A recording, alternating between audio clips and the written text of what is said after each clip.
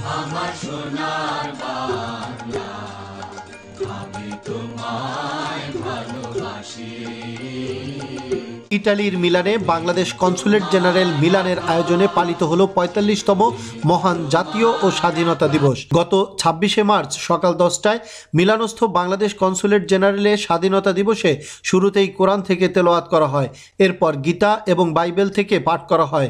এরপর জাতীয় সঙ্গীতের সাথে জাতীয় পতাকা উত্তোলনের মাধ্যমে শুরু হয় আনুষ্ঠানিকতা। মুক্তিযুদ্ধে শহীদদের প্রতি গভীর শ্রদ্ধা নিবেদন করে মুক্তিযুদ্ধের ইতিহাস ও স্বাধীনতা দিবসের পটভূমি তুলে ধরে প্রধান অতিথির বক্তব্য রাখেন কনসাল জেনারেল রেজিনা আহমেদ। রাষ্ট্রপতি, প্রধানমন্ত্রী ও পররাষ্ট্রমন্ত্রীর বাণী পাঠ করেন কনসাল রফিকুল করিম ও ভাইস কনসাল নাফিজা মনসুর। অতিথি হিসাবে বক্তব্য রাখেন লম্বারদিয়া আওয়ামী লীগ ভারপ্রাপ্ত সভাপতি আব্দুল মান্নান মালিথা, সাধারণ সম্পাদক নাজমুল কবির জামান, সম্মানিত সদস্য Akram Hossain, Milan Bangla press club সভাপতি সাংবাদিক রিয়াজুল ইসলাম কাউসার, যুবলীগ সাধারণ সম্পাদক শফিউদ্দিন, স্বেচ্ছাসেবক লীগ সভাপতি তোফায়েল আহমেদ খান তপু, আওয়ামী লীগ নেতা হানিফ শিপন, আরফান শিকদার, বঙ্গবন্ধু পরিষদ সভাপতি হাজী শাহ আলম, শ্রমিক লীগ সাধারণ সম্পাদক মনসুর খালাসি, বীর মুক্তিযোদ্ধা আব্দুল মালেক মোল্লা ও কাজী নেসার আহমেদ প্রমুখ।